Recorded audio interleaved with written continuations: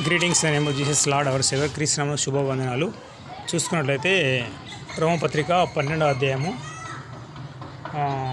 14వ వచనం. మిమ్మును హింసించు వారిని దీవించుడు కానీ శాపించవద్దు. సంతోషించు వారితో సంతోషించుడి, ఏడ్చు వారితో ఏడుడు, ఒకరితో ఒకడు మనస్సు కలిసి ఉండుడి. హెచ్చు వాటి అందు మనసుంచగా తగ్గు వాటి అందు ఆసక్తుల ఉండుడి. మీకు మీరే బుద్ధిమంతులని అనుకొనవద్దు.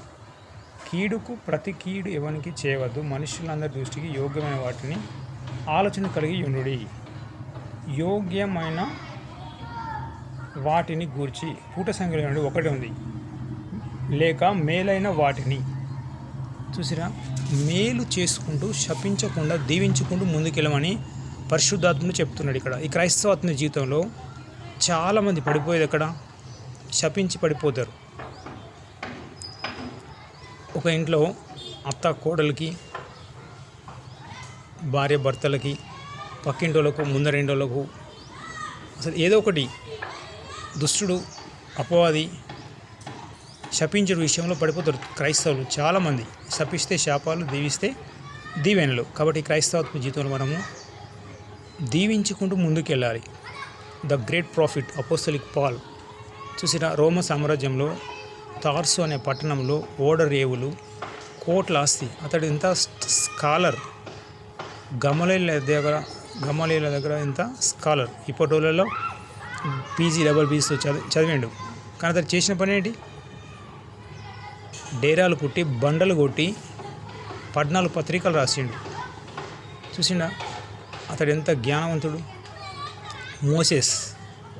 మోషే ప్రార్థన చేసి ధర్మశాస్త్రమే రాసిండు. మోషే ధర్మశాస్త్రం రాసడానికి కారణం అనేక రోజుల ఉపవాస ప్రార్థన, కన్నీటి ప్రార్థన, రాత్రింబగళ్ళ ప్రార్థన.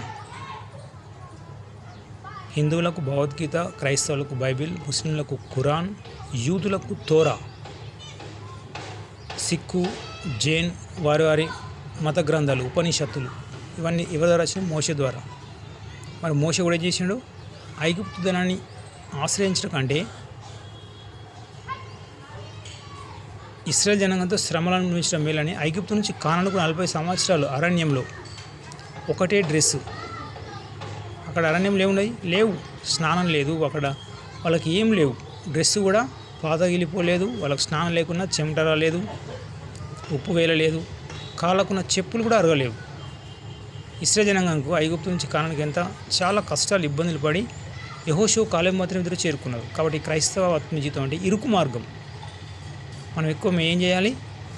యోగ్యమైన వాటిని, పుట సంఖ్యలో చూడండి, యోగ్యమైన వాటిని గూర్చి అంటే మేలైన వాటిని. మేలు చేయుటయందు విసుకక యుందము. అపోస్తలుడైన పౌలు రాస్తాడు 1 కొరింథీయులకు 14వ అధ్యాయంలో, ప్రేమ కలిగి ఉంటకు ప్రయాసపడుడి. కానీ ఈరోజు పొద్దున్న లేస్తే చాలామంది దేని వెనకాల ప్రయాసపడతారు? డబ్బు వెనకాల, ఉద్యోగం వెనకాల, కార్ల వెనకాల, ఇల్లు కట్టుకుంటూ. నోవాహు కాలం ఇది.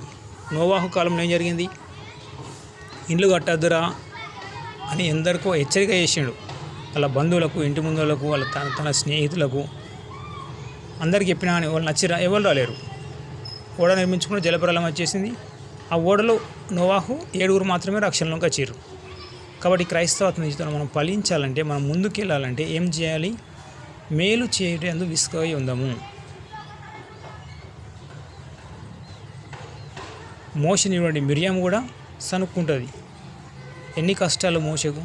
ఇశ్రాయేల్ జనాంగం నాకు ఇక్కడ అరణ్యంలో టమాటాలు లేవు, కాకరకాయలు లేవు, ఏం లేవు. ఐగుప్తుకి వెళ్ళి ఆ ఫరో వాళ్ళకు బానిసత్వం 3000 మంది రివర్స్ తిరుగుతారు. మోషకే ఎదురు తిరుగుతారు. ఏం చేస్తాడు? అన్యజనంగా వచ్చేసి 3000 మంది చంపేస్తాడు దేవుడు.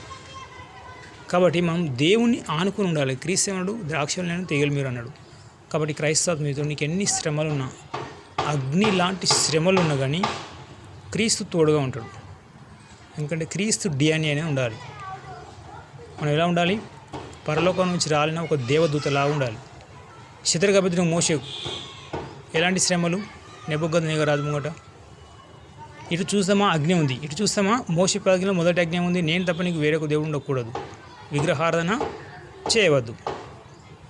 ఆ చనిపోయిన ఖచ్చితంగాని విగ్రహానికి మొక్కమని ఆ అగ్ని గుండంలో వేశారు. కానీ 4వ వ్యక్తి ఎవరున్నారు? అక్కడ దేవుడు తోడుగా ఉన్నాడు. కాబట్టి నీ కుటుంబంలో నీకు శ్రమల, నీ ఉద్యోగంలో శ్రమల,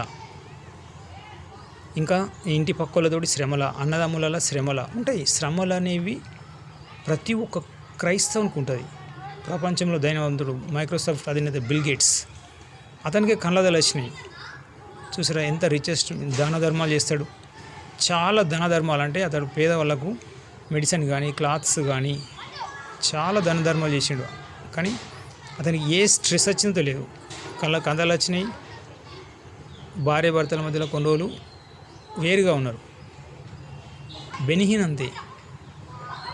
అతను ఒక ప్రాంతంకి వెళ్తున్నా అంటే లండన్ కానీ ఆస్ట్రేలియా కానీ ఒక ప్రాంతంకి వెళ్తుంటే 3 నెలల ముందే టికెట్స్ బుక్ అయిపోతాయి. అంత powerful profit Benny Hinn. America president అయిన కుర్చీ నుంచి లేస్తాడు. అంత పవర్ఫుల్ ప్రాఫిట్. టచ్ అనే ఒక మాటకి దాదాపు 20 మీటర్ల మంది ఉన్నవాళ్ళు కింద పడిపోతారు. అంత పవర్ఫుల్ ప్రాఫిట్. భార్య లెక్క చేయక 2-3 సంవత్సరాలు దూరంగా ఉంది. అంటే ఈ క్రైస్తవాత్మ జీవితంలో మనము ఎన్ని కష్టాలు రాని, ఎన్ని ఇబ్బందులు కానీ, ఇరుకులు రాని, క్రీస్తు చేసాడు. శాస్త్ర పరిచయులు అటు వేధించుడు, ఇటు శిష్యులు ఎన్ని శ్రమలు వచ్చినా కానీ సువార్త చెప్పుకుంటూ కల్వరి కొండపై అసలు నడవడమే కష్టం. సిల్వను మోస్తూ కొరడ దెబ్బలు తినుకుంటైనా దీవించుకుంటూ ముందుకెళ్ళి కానీ శపించలేదు. మరి పరిశుద్ధాత్మ ఏం చెప్తుండు? రోమపత్రిక 12వ అధ్యాయం 14వ వచనం, మిమ్మల్ని హింసించి వారిని దీవించుడు కానీ శపించవద్దు. మోషనే శపించి కానాను వెళ్ళలేకపోతాడు. మోషే రికార్డులు అసలు గిన్నిస్ రికార్డులు. మోషే మిక్కిలి సాత్వికుడు. ఇంతవరకు పుట్టలే, భవిష్యత్తులో పుట్టబోరు. అంత సాత్వికుడే పడిపోయాడు. సో మరి ఇంకొక విషయం ఏంటంటే ఈ వార్ జరుగుతుంది, వరల్డ్ వార్. గాజా ప్రజలు పాపం వాళ్ళు చాలా కష్టాలు, ఇబ్బందులు. అంటే అసలు వాళ్ళ శ్రమలు చూస్తే కళ్ళ పొంట ఏడుపు వస్తుంది. అబ్రహం ఏం చెప్పిండు దేవుడు? అబ్రహమా నేను నీ సంతానాన్ని దీవిస్తా అన్నాడు. అసలు మోషే పుట్టలేడు, ఇస్సాకు పుట్టలేడు.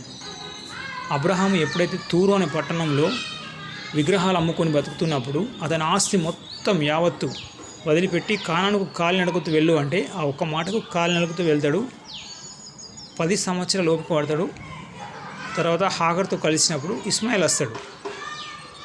అబ్రహాము ఇస్మాయిల్ ఎంతో వేడుకుంటాడు. దేవుడు అంటాడు నీ కొడుకు ఇస్మాయిల్ని దీవిస్తాడు. ఇప్పుడు దీవిస్తుడు పెట్రోల్ డీజిల్.